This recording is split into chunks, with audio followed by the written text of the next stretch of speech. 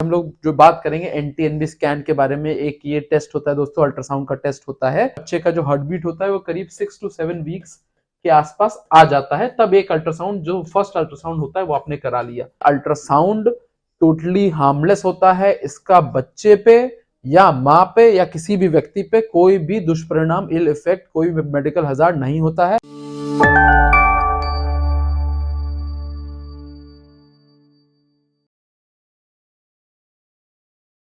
Hello friends, welcome to our channel friendly doctor. दोस्तों मैं आपका हूं डॉक्टर दोस्त, डॉक्टर वैभव प्रताप सिंह। दोस्तों मैं एक रेडियोलॉजिस्ट हूं और हम लोग हमारे इस चैनल के माध्यम से आपके दिमाग में जो भी मेडिकल समस्याएं होती हैं, जो भी मेडिकल कंडीशंस होती हैं, उससे रिलेटेड टॉपिक्स पे वीडियो बनाता हूं, कंटेंट बनाता हूं, आपको इन्फॉर्मेशन देना हमारे इस चैनल का उद्देश्य है। दोस्तों आप लोग जब डॉक्टर से दिखाने जाते हैं, बहुत सारी ऐसी चीजें हैं जो आप उस समय पूछना भूल जाते हैं, आपके दिमाग में रह जाता है, या डॉक्टर भी ओपीडी में हो सकता है उतना समय ना दे पाए। तो ऐसे बहुत सारे क्वेश्चंस हैं जो आपके दिमाग में होते हैं, तो हम लोग हमारे चैनल के माध्यम से प्रयास करते हैं कि ऐसे क्वेश्चंस को कंपाइल कर लें और आपको इन्फॉर्मेशन दे दें, ताकि आपके जो दिमाग में कंफ्यूजन है, जो समस्या है, उसका समाधान हो सके। इसी कड़ी में दोस्तों आज हम लोग जो बात करेंगे एनटीएनबी स्कैन के बारे में। एक ये टेस्ट होता है दोस्तों, अल्ट्रासाउंड का टेस्ट होता है, और प्रेग्नेंट वुमेन, जो गर्भवती महिलाएं होती हैं, उनको ये टेस्ट एडवाइस किया जाता है। हम लोग हमारे चैनल पे दोस्तों 1 साल पहले इसी सेम टॉपिक पे वीडियो बना चुके हैं। कंटेंट हो सकता है ऑलमोस्ट सेम हो, बट उस वीडियो में थोड़ा सा ऑडियो क्वालिटी थोड़ी कॉम्प्रोमाइज थी, तो कुछ लोगों ने शिकायत करी है, तो हम लोग इसको एक नए अंदाज से बना रहे हैं। थोड़ा सा ऑडियो क्वालिटी बेटर किया है और कंटेंट थोड़ा सा चेंज है, तो आप पूरा वीडियो जरूर देखिएगा और इस वीडियो को लाइक जरूर करेंगे। इसको शेयर करें, अगर कोई प्रेग्नेंट वुमेन है जो एनटीएनबी टेस्ट उसको एडवाइस किया गया है, वो करवा चुकी है, तो उसको ये वीडियो जरूर शेयर करें, उसको हो सकता है यूजफुल रहेगा, हेल्पफुल रहेगा। तो दोस्तों ये टेस्ट मैं बता ही चुका हूँ, प्रेग्नेंट वुमेन को एडवाइस किया जाता है। दोस्तों प्रेग्नेंट वुमेन का ये दूसरा अल्ट्रासाउंड टेस्ट होता है। जैसे जब आपको प्रेगनेंसी होती है तो पहला तो एक रूटीन अल्ट्रासाउंड होता है जिसमें बच्चे की हार्ट बीट आ गई है कि नहीं वो देख लिया जाता है। बच्चे का जो हार्ट बीट होता है वो करीब 6 to 7 वीक्स के आसपास आ जाता है, तब एक अल्ट्रासाउंड, जो फर्स्ट अल्ट्रासाउंड होता है वो आपने करा लिया। दोस्तों दूसरा अल्ट्रासाउंड अगर मेरे से बोला जाए जो प्रेग्नेंट होने पे कराना चाहिए, वो एनटीएनबी स्कैन होता है दोस्तों, जिसके बारे में आज हम लोग बात करने जा रहे हैं, एनटीएनबी स्कैन।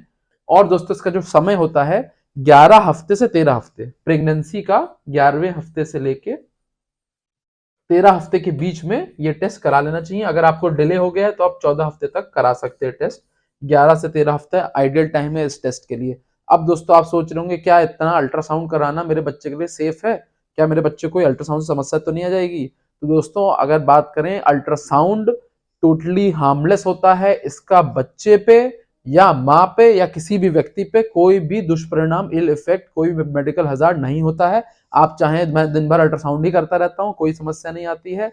और बच्चे को भी, ग्रोइंग बच्चा है, तो ऐसा कोई भी रिसर्च बहुत हो चुकी है, ऐसा कोई भी एविडेंस नहीं है, जीरो है एविडेंस कि अल्ट्रासाउंड बच्चे के लिए हार्मफुल हो सकता है, ऐसा बिल्कुल भी नहीं है। तो ये तो अपने जहन से हटा दें। दोस्तों अगर ये बात करें तो ये टेस्ट अल्ट्रासाउंड का टेस्ट होता है, तो जो डायग्नोस्टिक सेंटर्स होते हैं, रेडियोलॉजिस्ट या गायनेकोलॉजिस्ट द्वारा किया जाता है।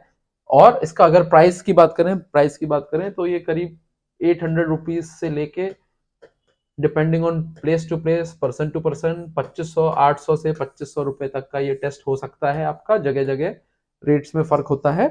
और अगर बात करें आपको इसमें क्या कोई प्रिकॉशंस लेने की आवश्यकता है, तो दोस्तों प्रिकॉशंस कुछ नहीं लेने हैं आपको। क्या खाली पेट रहना है? खाली पेट रहने की आवश्यकता बिल्कुल नहीं है। अगर आपने पानी पिया हुआ है तो अच्छी बात है, थोड़ा सा कंफर्टेबली आपका ब्लैडर फुल होना चाहिए, और खा पी के जाएंगे तो और अच्छा रहेगा। फास्टिंग की, खाली पेट रहने की इस टेस्ट में कोई भी आवश्यकता नहीं होती है। तो दोस्तों इस प्रकार का एक अल्ट्रासाउंड रूम होगा, यूएसजी रूम, इस प्रकार का काउच होगा, यहाँ पे आपको लेटना होगा, और इस प्रकार की मशीन होगी जो इंडिया में डॉक्टर, रेडियोलॉजिस्ट या गायनेकोलॉजिस्ट ऑपरेट करते हैं। और इस प्रकार आप बेड पे लेट जाएंगे। तो मैं एडवाइस करूंगा कि आप उस दिन हल्के कपड़े, क्योंकि आपको पेट अपना एक्सपोज करना पड़ेगा, तो हल्के कपड़े, लूज क्लोथ आराम से पहन के जाएं। और अगर बात करें कि क्या अपॉइंटमेंट लेने की आवश्यकता है, तो मैं एडवाइस करूँ अपॉइंटमेंट ले लें तो अच्छा है। वैसे तो तुरंत जाके भी थोड़ा सा वेटिंग हो सकता है, 1 डेढ़ 2 घंटे का, या हो सकता है ना भी हो, तो आपका नंबर आ जाएगा, और ऐसा अपॉइंटमेंट ले लेंगे तो अच्छा रहेगा। और रिजल्ट की अगर बात करें, usually same day test complete हो जाता है। आधे घंटे का नियर अबाउट टाइम लगता है, आधे घंटे से अंदर, कई बार 5-10 मिनट में भी टेस्ट हो जाता है। और अगर चीजें नहीं दिख रही होती थोड़ा समय लग सकता है, बट हाफ एन आवर में आप फ्री हो जाएंगे। Report usually same day meal जाएगी, नहीं मिलेगी तो नेक्स्ट डे रिपोर्ट मिल जाएगी। क्या आप अकेले जाके टेस्ट करा सकते हैं? जी हाँ, आप अकेले जाके ड्राइव करके खुद से टेस्ट करा सकते हैं, खुद से वापस आ सकते हैं। ऐसा कुछ उसमें टेस्ट में कोई बेहोशी या कोई ऐसा नीडल लगना ऐसा कुछ भी नहीं होता है। तो दोस्तों ये तो हो गया टेस्ट के पहले की जो प्रिपरेशन है, जो प्रिकॉशंस हैं, तो वो सारी पता चल गई हैं आपको।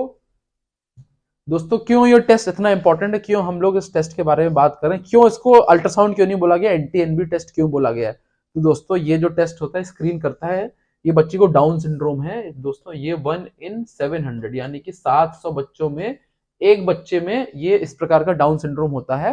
तो इस प्रकार के बच्चे थोड़ा सा मेंटली चैलेंज्ड होते हैं, और ये ऐसा कोई भी ट्रीटमेंट आज तक अभी तक मेडिकल साइंस में नहीं है जो डाउन सिंड्रोम को ठीक कर दे। तो ऐसे बच्चे सफर करते हैं।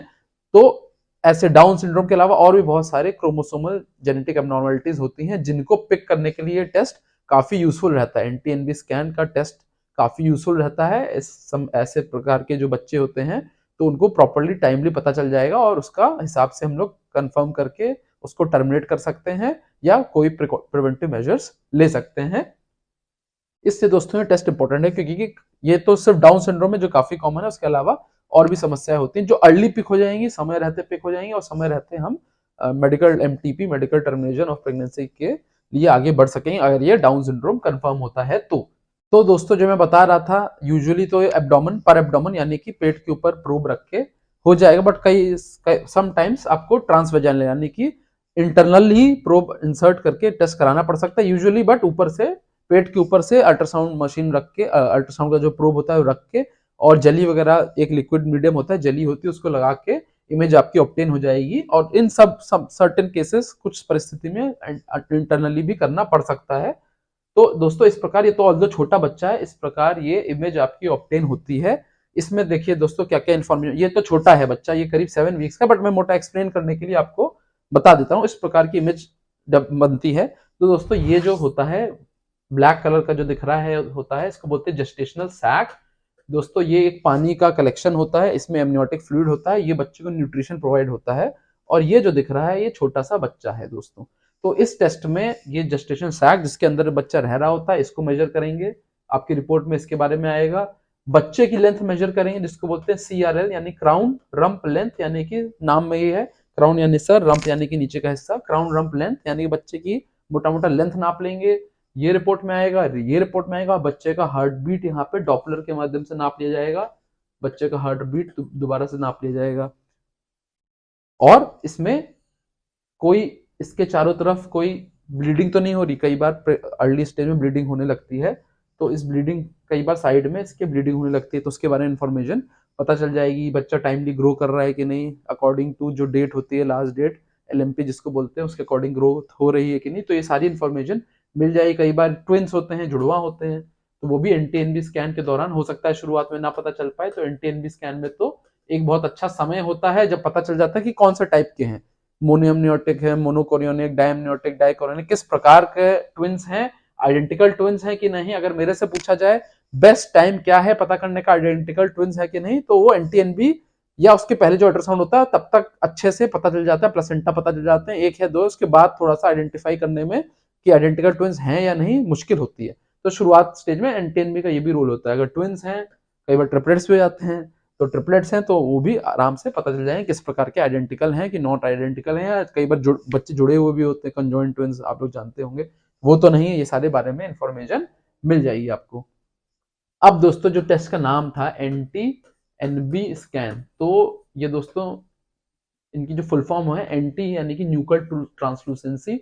न्यूकल दोस्तों नेक को कहते हैं, तो अभी मैं इमेज दिखाऊंगा। नेक के पीछे एक लेयर बनती है फ्लूइड की, बच्चे ग्रोइंग बच्चे में देखा जाता है, उसको हम लोग मेजर करते हैं। न्यूकल यानी कि नेक, ट्रांसलूसेंसी यानी कि फ्लूइड की लेयर, इसको हम मेजर करेंगे। NB यानी कि नेजल बोन यानी कि नाक की हड्डी को हम लोग मेजर करेंगे। ऐसा क्यों है दोस्तों, डाउन सिंड्रोम या कंजेनाइटल एब्नॉर्मलिटी में पाया गया है कि जो नेजल बोन होती है डेवलप ही नहीं करती है, या ये छोटी होती है, हाइपोप्लास्टिक होती है, तो इसलिए नेजल बोन मेजर करी जाएगी, तो उससे आइडिया लग जाएगा कि बच्चे को डाउन सिंड्रोम है कि नहीं। तो इस प्रकार दोस्तों इमेज बनती है। साइड से हम लोग बच्चे को देख रहे हैं, साइड प्रोफाइल है, ये नाक है, ये देखिए फोरहेड है, ऐसे करके नोज, और ये ब्रेन का नेजो फ्रंटल एंगल है, ये नाज है, नोज है, और ये फ्रंटल एरिया है, और ये दोस्तों देखिए नेक का इलाका है।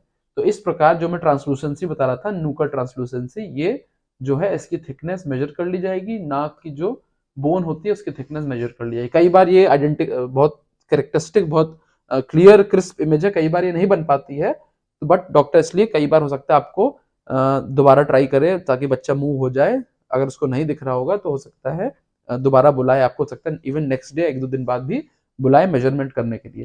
तो ये मतलब टेक्स्ट बुक इमेज है। कई बार एनटी को गलत इस जो एक लेयर होती है उससे भी कंफ्यूज कर लिया जाता है, तो बट ये this is the correct way to measure. ये एनटी हो गया, ये एनबी हो गया। अब दोस्तों क्या क्या वैल्यू आती है, तो सबसे पहले एनटी की बात करें, न्यूक्लियर ट्रांसलूसेंसी, तो 2 mm से कम है तो आपको आपके बच्चे को जो रिस्क है क्रोमोसोमल एब्नॉर्मलिटी का वो 1% से कम है, यानी कि 2 mm तक ये नॉर्मल आता है। अमूमन हम लोग जो जब टेस्ट कर रहे होते हैं तो 1.2 mm, 1.4 mm, 1.6 mm, 1.1 mm, 0.8 mm, 0.9 इस तरह की रीडिंग्स आती हैं, 2 mm के यूजुअली नीचे रहती हैं। बट जैसे जैसे ये वैल्यू बढ़ती जाती है वैसे वैसे रिस्क बच्चे का कंजेनिटल प्रॉब्लम्स के लिए बढ़ता जाता है। तो 5 mm के अगर आसपास आ रही है तो 50% रिस्क हो जाएगा बच्चे को, 50% चांसेस हैं कि उसको डाउन सिंड्रोम है। और अगर 3 mm, 3.5, 4 mm के आसपास आ रही है तो 20% रिस्क होता है। तो अगर मोटा मोटा समझ लें 2 mm से नीचे है तो नॉर्मल है। अब ये नहीं सोचने लगे कि भाई 1 mm ज्यादा नॉर्मल है, 0.5 mm तो और नॉर्मल है, 0 mm तो और अच्छा है, ऐसा नहीं होता है। ये मतलब 2 mm से नीचे की जो भी रीडिंग है वो नॉर्मल कंसिडर करेगा। और दोस्तों फिर नेजल बोन यानी कि नाक की हड्डी 2.5 mm, 2.5 mm के ऊपर, जैसे बता था डाउन सिंड्रोम में तो एब्सेंट होगी, दिखेगी ही नहीं या छोटी होगी, 2.5 mm से छोटी होगी। बट अगर 2.5 mm से बड़ा मेजरमेंट आ रहा है यानी कि 4 mm आ रहा है तो भी नॉर्मल है, 5 mm आ रहा है तो भी नॉर्मल है।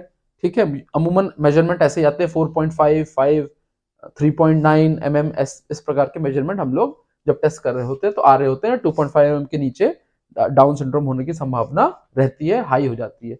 अब दोस्तों इसके साथ सिंस ये एक परफेक्ट टेस्ट नहीं होता है, फॉल्स पॉजिटिव का रेट इसमें हाई होता है।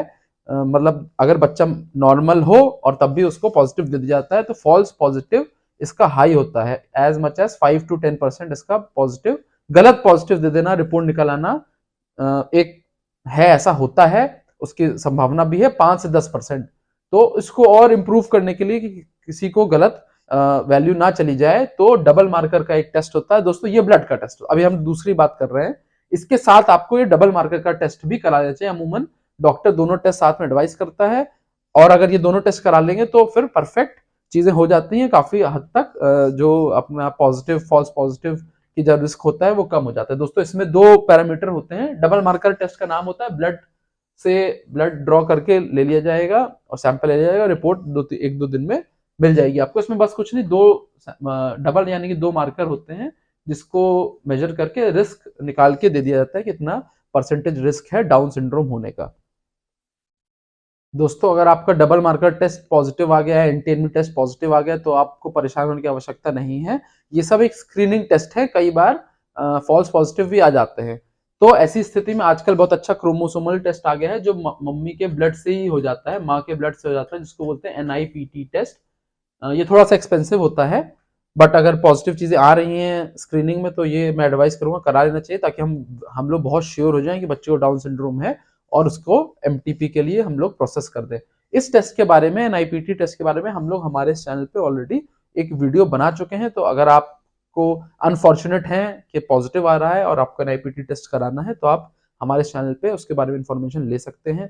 इसके अलावा दोस्तों एमनियोसेंटेसिस है, जिसमें कि जो एमनियोटिक फ्लूइड होता है, बच्चे के चारों तरफ फ्लूइड होता है जो मैं अभी शुरू में दिखा रहा था, उसको निकाल लेंगे और उसको क्रोमोसोमल एबनॉर्मलिटी के लिए टेस्ट कर लेंगे कि ये कंफर्मेटरी टेस्ट होता है, ये गोल्ड स्टैंडर्ड होता है, इसका भी काफी अच्छी एक्यूरेसी रहती है। दोस्तों आई होप आपको कुछ चीजें क्लियर हो गई होंगी। अगर अभी भी कुछ भी कंफ्यूजन है तो आप मेरे से कमेंट सेक्शन में जाके पूछ सकते हैं, और हमारे चैनल को सब्सक्राइब जरूर करें क्योंकि बहुत ही अच्छा इस प्रकार की इन्फॉर्मेशन, टेस्ट रिलेटेड, प्रेगनेंसी में भी टेस्ट रिलेटेड इन्फॉर्मेशन हमारे चैनल पर ऑलरेडी अवेलेबल है। और हमारे इस वीडियो को अपने फ्रेंड्स के साथ जरूर शेयर करें। और I wish you a very very healthy baby. Future में आपका बेबी जब भी पैदा हो, मैं चाहूंगा कि बहुत हेल्दी हो, बहुत स्वस्थ हो।